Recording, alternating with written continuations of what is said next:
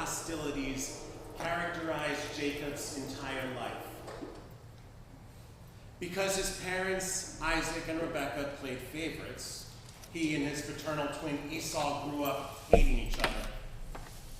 Jacob had also swindled Esau of his family birthright, which entitled him to a double share of the family inheritance. Later, he and Rebekah lied and connived to swindle the family blessing from a blind and dying Isaac. When Esau threatened to murder him, Jacob fled to his uncle Laban's in Haran, where Jacob marries his cousins, Rachel and Leah, and eventually fathers 13 children with the two of them and their 2 slaves. But then, sick of his father-in-law's manipulations, Jacob flees Laban, only to encounter his long-lost and embittered brother along the way. The consummate deal-maker, Jacob concocts a bribe and sends a caravan of gifts, hoping that they would pacify his brother's murderous threats. Physically exhausted, deeply anxious about Esau, alone in the wilderness, shorn of all his considerable worldly possessions, at long last, powerless to control his fate, Jacob collapsed into a deep sleep on the banks of the Jabbok River. With Laban behind him and Esau in front of him, he was too spent to struggle any longer. Only then did his real struggle begin. Fleeing his past had been bad enough. Wrestling with God himself was a different matter altogether.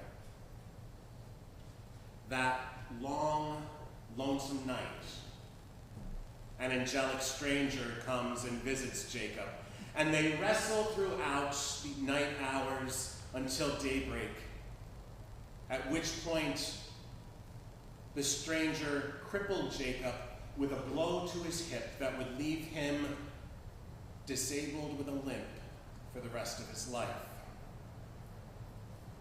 By then, Jacob knew what had happened, declaring, "I saw God face to face, and yet my life was spared." In the process, Jacob, whose name means deceiver, received a new name, Israel, which is interpreted to mean he who struggles with God. Most important and unlikely of all, at the conclusion of this riverbank struggle, we read that God blessed him there.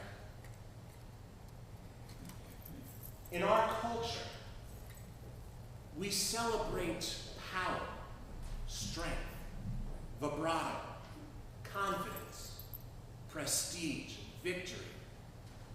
Beginning with our first Little League game, continuing through our SAT scores, college admissions, first job, and first address. We abhor and maybe even we fear weakness, and failure, struggle, and doubt. Even though we know that some measure of vulnerability, fear, discouragement, and depression accompany most normal lives, we construe these as signs of failure, even a lack of faith. In our world, naive optimism and rosy rhetoric are a recipe for disappointment and disaster.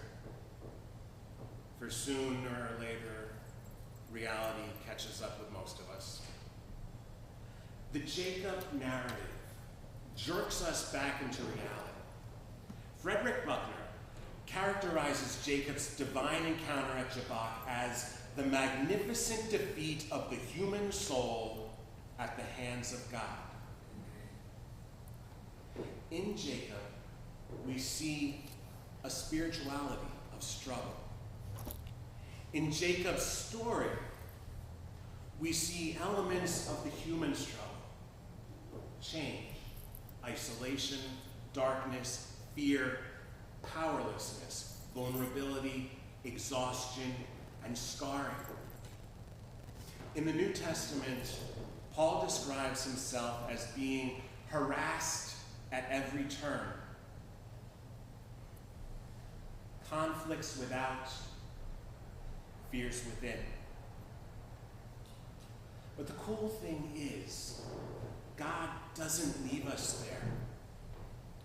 In our human struggle, he offers us divine gifts.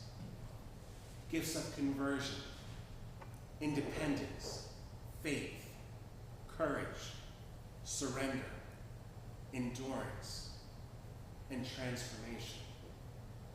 Jacob does what we all must do if, in the end, we too are to become true.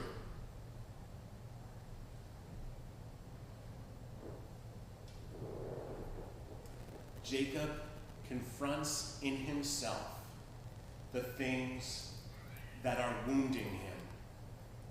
He admits his limitations, accepts his situations, rejoins the world, and moves on. And Jacob isn't the only character in the biblical text to wrestle with self and God because of his past antics. David did it after his rendezvous with Bathsheba.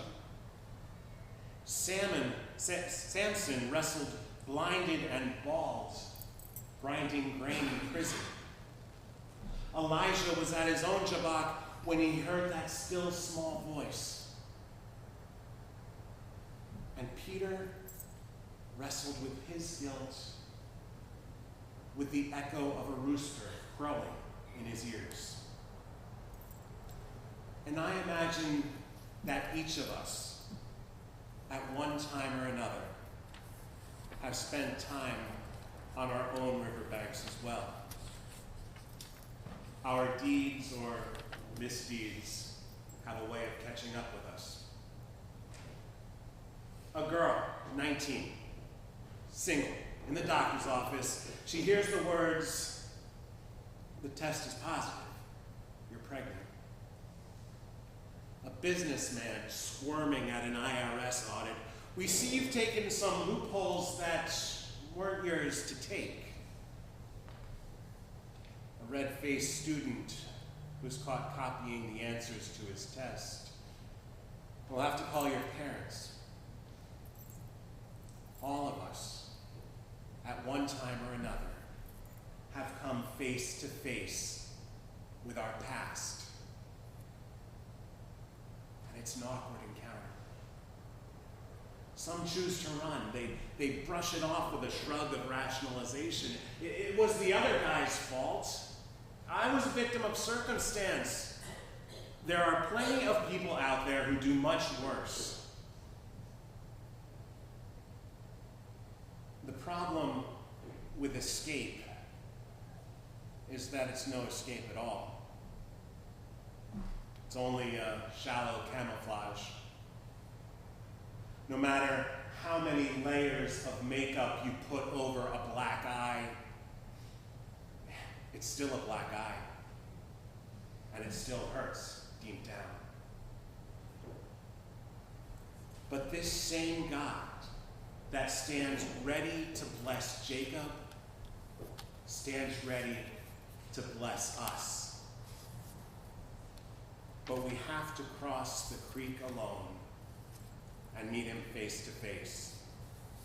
Stand eyeball to eyeball with him and be reminded that left to our own devices, we fail. We must unmask our stained hearts and grimy souls and be honest with the one who knows our most secret sin. The one who knows that under all of our bravado and strength and prestige, we're just children that need to be loved. Contrary to cultural assumptions, the human struggle is never easy, and certainly not the struggle with God himself, but the struggle is never devoid of the divine presence and blessings.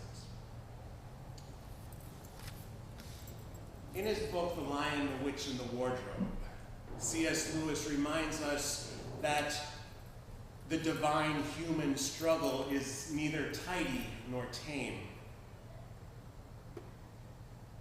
but it is still one that we can live with confidence. Susan and Lucy ask Mr. Beaver to describe Aslan, who is Lewis's representation of Christ. They ask if Aslan is a man, and Mr. Beaver replies, "Aslan a man? Certainly not. I tell you, he's the king of the wood, the son of the great emperor beyond the sea. Don't you know who the king of the beasts is? Aslan is a lion, the great lion." "Oh," said Susan, "I thought he'd be a man. Is he quite safe? I shall feel rather nervous meeting a lion." "That you will, dear. And make no mistake," says Mrs. Beaver, "if there is anyone who can appear before Aslan without their knees knocking, they're either braver than most or just plain silly." "Then he isn't safe," said Lucy. "Safe," said Mr. Beaver. "Do you hear what Mrs. Beaver tells you? Who said anything about being safe? Of course he isn't safe. But he is good. He's the king, I tell you." Jacob's struggle at Jabbok reminds us of this truth, that God is so very good, but he's not safe. We may struggle with him through the night, but at daybreak, he only intends to bless us.